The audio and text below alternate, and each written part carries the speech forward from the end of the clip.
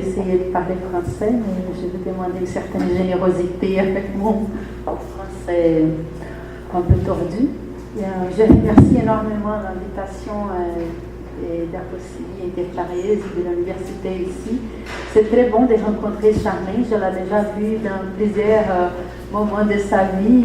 Il est toujours solidaire, toujours présent dans notre lutte féministe internationale. Et bon, il y a plusieurs manières de raconter l'histoire de la marche mondiale des femmes. Plusieurs fois, on raconte un peu le processus d'organisation, de comment on a réussi à bâtir un mouvement international féministe et anticapitaliste. Mais cette fois ici, bon, au même moment qu'on raconte l'histoire de notre processus organisatif, on parle un peu des analyses qu'on fait, parce qu'on fait l'action, la lutte, les analyses, et on rétroalimente ces processus-là. Mais cette fois ici, je vais faire un essai de séparer un peu quelles sont nos visions analytiques, un peu les orientations qui organisent un peu notre pensée. Et après, si vous voulez, pendant le débat, on peut continuer un peu comment on traduit cette vision-là dans notre pratique de construction de la marche. Donc, quand on a commencé à la Marche mondiale des femmes, surtout nous, les Brésiliennes, il était dans la mouvance d'un mouvement altermondialiste. Et c'était un moment qui on comprenait bien la dynamique de l'expansion des rapports, des relations des marchés, pas uniquement les marchés où on achète et on vend, mais pour tous les domaines de la vie humaine et de notre relation entre nous et avec la nature même. Donc tous ces principes de parceller, encercler et privatiser, qui est comme à l'origine du capitalisme même par le cerclement des terres en Angleterre, préalable à la révolution industrielle, on les voit encore aujourd'hui, soit par le cerclement des terres communes qu'on voit au Brésil, mais partout. Je ne sais pas si j'imagine ici aussi les territoires autochtones sont toujours sous la pression d'être parcellés, et encerclés et privatisés, mais aussi dans d'autres domaines, par exemple la capacité de régénération d'une semence. Là, on prend les génomes, on les parcelle, on les encercle, on fait des échanges, on les privatise, on les dit que la semence, c'est des propriétés d'une compagnie transnationale et que les paysans n'ont plus le droit sur cette semence-là. Mais aussi, même sur notre expérience humaine d'appréhension de la vie, de comment vivre notre aventure humaine dans les règles du marché. Donc, tous les processus comment je peux dire ça, de vivre ici sans risque, comme de faire les voies du marché pour vivre les aventures sans risque. Ça, même, ça, on peut, toujours les gens les paraît un peu bizarre ça, mais pour moi c'est un peu bizarre de voir les cafés décaféinés, parce que c'est comme si on a les goûts du café sans les risques de la caféine, sans sa potentialité de caféine, mais aussi tout ce que la publicité nous vend, de qu'est-ce qu'on peut accéder si on fume une cigarette ou si on a une carte crédit ou je ne sais pas quoi. Mais même les relations entre les personnes, donc que tu peux acheter l'affection, tu peux acheter sans s'engager vraiment. Donc l'argent comme un médiateur qui ne crée pas des égalités entre les gens, parce qu'il y a quelques-uns qui ont plus d'argent que d'autres, et qui est toujours dans un rapport de pouvoir. Donc quand on a rentré dans la marche, on était vraiment attiré par cette idée de comprendre comment ce capitalisme, dans cette phase expérientielle, lié à toutes les choses de l'Internet et la bourse et tout. Et on pensait que c'était comme que le développement du capitalisme, c'était plutôt d'accéder à la connaissance que de posséder des richesses. Mais quand nous avons commencé à organiser l'action 2010, qui penchait surtout sur le thème de la militarisation et de la violence envers les femmes dans des contextes de guerre et de conflits armés, quand nous sommes allés en RDC et en Colombie, on a essayé de comprendre un peu qu'est-ce que c'est les causes des conflits qui tiennent là-bas. Et bon, il y a une multiplicité de causes là, parce qu'il y a aussi, ce sont des sociétés qui les conflits est déjà installés dans la société même. comme les nôtres, ce qui m'a fait voir aussi comme ça se passe dans mon pays aussi. Mais on a vu comment tous ces conflits, ces haines ancestrales, toutes ces difficultés qu'ils avaient de vivre ensemble a été manipulées, instrumentalisées par des compagnies transnationales qui voulaient accaparer les richesses naturelles, la nature, vue en tant que ressource, en tant que richesse, et surtout les compagnies minières avec l'appropriation des minéraux. Donc on a commencé à voir la présence des compagnies minières avec des capitaux canadiens, mais aussi brésiliennes, sud-africaines, australiennes, un peu partout. Et donc on commençait à se demander pourquoi. Ce sera qu'on n'entend plus qu'est-ce que se passe, ou il y a une augmentation du conflit lié à l'appropriation des ressources minières. Est-ce qu'il y en a plus d'exploitation? Donc, je commençais à demander à beaucoup d'économistes, je ne sais pas s'il y a d'économistes ici, mais bon, il y avait des gens qui nous disaient que la rentrée du marché consommateur chinois a beaucoup augmenté la demande des biens industriels. Bon, il y a d'autres qui ont parlé de accélération de ces processus-là qui veut toujours avoir un nouvel modèle, tu sais, iPhone 1, 2, 3, 4, et qui est toujours, il fallait avoir un nouvel équipement. Donc, cela crée un besoin continuel. Mais aussi, il y a des gens qui ont parlé, et je suis plutôt dans cet avis-là, le fait que les compagnies minières font des prospections même, ça déjà change les valeurs qu'ils négocient dans les bourses. Donc, c'est un type de spéculation financière qui apparemment a une matérialité plus grande que uniquement les hypothèques ou l'Internet et tout. Et donc, les choses qu'on a vécues, c'est un peu l'annonce de la crise financière qui venait après.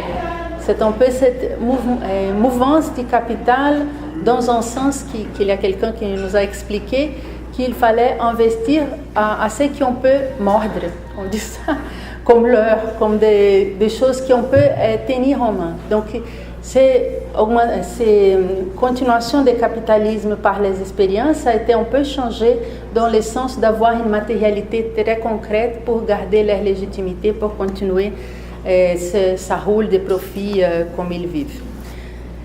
Mais bon, qu'est-ce que ça a à voir avec la vie des femmes? Donc, on voulait aller un peu plus loin que dire que les femmes sont les plus vulnérables et sont celles qui ont subi plus des attaques. On voulait aller un peu plus loin et essayer de comprendre comment ce processus d'appropriation des territoires est aussi lié à l'appropriation de notre premier territoire, qui c'est notre corps en tant que femme. Et alors, on a cherché, essayé de nous inspirer un peu l'histoire. Et nous avons rencontré les livres de Sylvia Frédérich, les Caliban et la sorcière. Je ne sais pas si vous avez déjà écouté de ça. C'est super intéressant. C'est un peu... Oui, c'est un peu une version féministe de la grande transformation de Polanyi. Est-ce que vous avez déjà entendu parler des livres de Polanyi qui explique tous les processus d'encercler les terres pour créer la propriété privée, mais aussi pour faire que les gens sont dépourvus de leurs moyens de subsistance. Comme ça, ils devaient travailler en tant qu'assalariat. Et tous les processus de discipliner la force de travail pour qu'on accepte de rester dans une usine pendant 10-12 heures. Donc, Sylvia Frédérich, elle raconte ces mêmes processus d'un point de vue des femmes, de comment, pour le capitalisme s'installer, a été nécessaire de discipliner les femmes. Donc, briser notre liberté, briser notre connaissance des relations avec notre corps, avec la vie reproductive. Donc, elle raconte ça par moyen de l'Inquisition et de les brûler, on dit, de sorcières, de mettre les sorcières brûlées, des femmes considérées comme des sorcières, comment?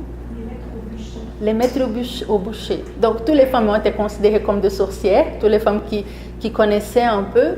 Et comment cela aussi jouait dans le fait que les femmes avaient une valeur si elles étaient dans sa vie reproductive, si elles n'étaient plus à la vie reproductive, donc une façon de l'écarter de la société, c'est la dire comme sorcière, et donc aussi de briser les liens intergénérationnels qui soutenaient chaque communauté. Et elle parle aussi que toute cette violence institutionnelle qu'on a vue parmi l'Inquisition est aussi répandue dans la société même. Un peu la même histoire que j'ai racontée avant, que les conflits étaient, que parfois les gens pour contrôler, le peu de gens pour contrôler la population, ils arrivent à répandre les conflits. Et donc la violence, même d'ailleurs institutionnelle, s'est répandue dans la société avec beaucoup de cas de viols et d'agressions des hommes contre les femmes, qui cela a beaucoup aidé à contrôler le peuple parce qu'il a créé une division entre les hommes et les femmes et l'idée que les femmes devaient se subordonner à la volonté des hommes. Et donc ce processus-là, un peu plus loin, a donné aussi à l'idée, l'organisation de la famille, aussi comme une façon de discipliner les forces de travail, mais de donner aux femmes, de passer aux femmes beaucoup de travail, tout le travail reproductif, tout le travail des soins qui garde la vie humaine existant dans le monde. Donc c'est toute une histoire des siècles 17, là, 18, de qu'est-ce que ça a à voir avec les moments qu'on vit maintenant. Et bon, juste une histoire avant de parler de maintenant, que c'est super intéressant quand elle raconte là, parce qu'elle prend beaucoup des exemples, des livres et tout. Et à un moment donné, elle se demande, mais pourquoi les hommes ont accepté que tellement de femmes ont été, comment on dit, brûlées vivantes là? Oui. Et alors elle a rencontré l'histoire d'une communauté basque, qui les hommes étaient, que c'est une communauté de pêcheurs, et que les hommes étaient à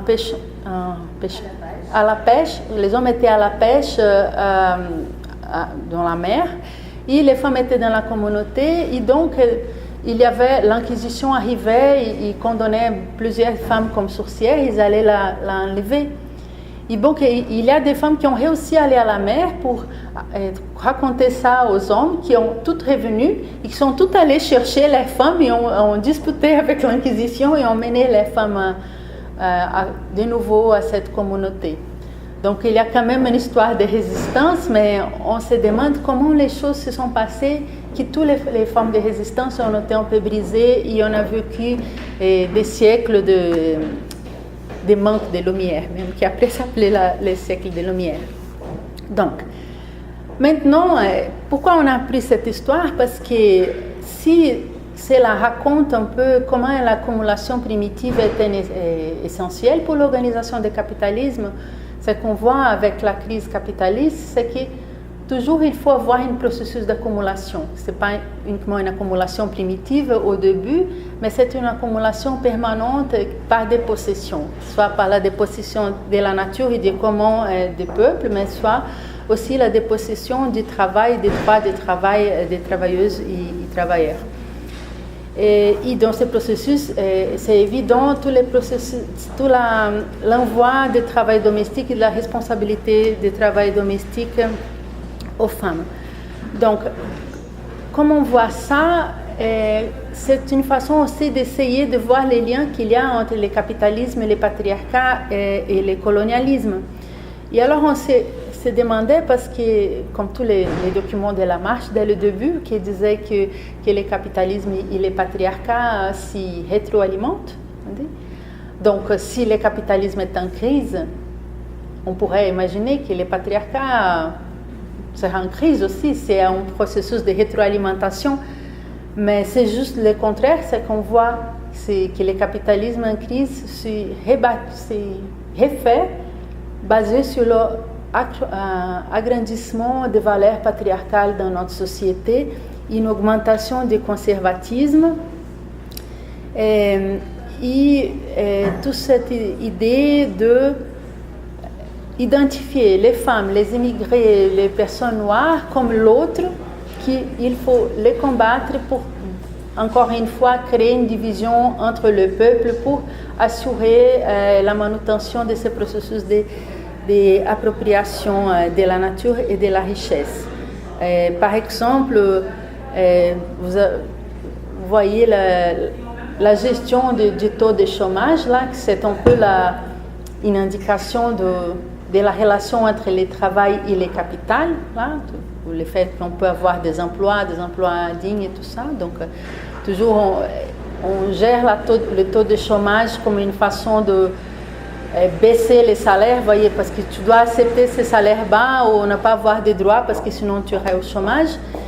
Ils font cette gestion-là aussi avec une gestion des rôles des femmes au foyer, donc de nous envoyer de retour à la maison pour nous occuper de nos enfants et pour ne pas avoir une demande continuelle d'être au marché du travail.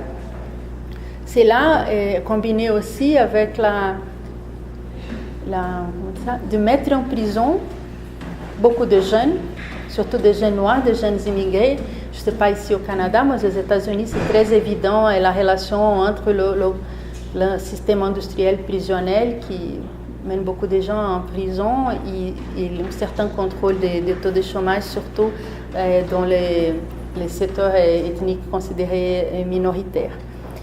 Et aussi, cette chose d'envoyer, responsabiliser encore une fois les femmes pour la situation à la société, pour les soins de sa famille, ça aide à avoir un transfert de coûts énorme de l'État vers les femmes. Donc, ces coupures sociales, ces programmes d'ajustement structurel, ces politiques d'austérité, c'est en fait que tous les travail, les ressources sont transférées aux femmes avec une idéologie qui c'est la maternité qu'il faut nous reconnaître et tout ça. Et c'est là des causes très graves, tant qu'il y a quelques amis qui l'appellent comme les austéricides, je ne sais pas, austéricides, comme les politiques d'austérité décriant des situations vraiment très pénibles pour les travailleuses et les travailleurs. Donc, avec toute cette idée-là, c'est que pour nous, on a pensé que c'était très important de développer des luttes au niveau de chaque territoire pour renforcer la résistance que les femmes font dans chaque territoire, mais aussi parce qu'il n'y a pas une séparation entre lutte de résistance et création d'alternatives. En même temps qu'elles font une lutte de résistance, elles créent d'autres manières de gérer, de répondre aux besoins quotidiens de la femme et de la famille, et qui toujours elles font ça dans un contexte de s'affronter, soit au niveau de l'État, des compagnies transnationales et tout, mais aussi dans les règles traditionnelles de leur propre communauté et au sein de sa famille même. Donc on a rencontré une femme qui résiste très brièvement à un projet minier à Cajamarca, à Máxima Acunha, et elle partageait avec nous comment la compagnie minière est arrivée en essayant de récupérer, ou coopter, je ne sais pas, de récupérer quelques personnes dans la communauté, et comme sa famille à elle résistait beaucoup, ils ont essayé de récupérer la famille de son copain, de son mari, pour faire pression sur lui. Et lui aussi, je ne savais plus s'il continuait à la résistance ou pas. Donc, cet conflit a créé pour elle une situation au niveau personnel très tendue. Et on voit aussi, par exemple, les femmes brésiliennes las quebradeiras de coco babaçu, non? Que ce sont des femmes qui récoltent le coco babaçu, c'est un fruit d'une palmière. Et elles ont fait une grande lutte pour qu'elles doivent avoir l'accès à ces palmiers, même si c'était dans une propriété privée, une propriété considérée privée. Et donc elles vont chercher là, récolter les fruits, et les terratenientes, les propriétaires qui ont des milices privées, ils vont toujours faire des pressions sur leurs maris pour dire, voilà, toi, tu ne contrôles pas ton épouse, donc tu dois faire qu'elle se calme. Donc, les femmes, donc, elles font toutes ces résistances-là à tous ces niveaux, parce que ça les engage en corps, esprit et tout. Et en même temps, elles essayent de le reconstruire, de faire des alternatives, surtout au niveau de la production collective, parce que le fait qu'elles commencent à travailler au niveau politique, au niveau local, elles voient qu'elles doivent se réorganiser les soins des enfants et la nourriture et tout ça. Et donc, on voulait, notre action, cette 4e action internationale de la marche en 2015, on a vraiment choisi quelques endroits précis pour aller là-bas, pour montrer notre force, pour montrer aux communautés que leur lutte, ça vaut la peine, que ça vaut continuer. Et ce qu'on voit, c'est que pour qu'elles résistent, je ne dis même pas pour qu'elles gagnent, pour qu'elles ont des victoires, pour qu'elles continuent à résister, il faut absolument la solidarité internationale, il faut absolument que ces luttes sont en lien une avec les autres. Donc la solidarité internationale, c'est un enjeu majeur, que je crois qu'on doit pencher sur ça. Il faut toujours on regarde ces luttes, on voit quel est le sens commun et comment c'est déjà un projet d'humanité qui s'organise autrement dans les communautés et qui porte des alternatives et résistance à une seule fois.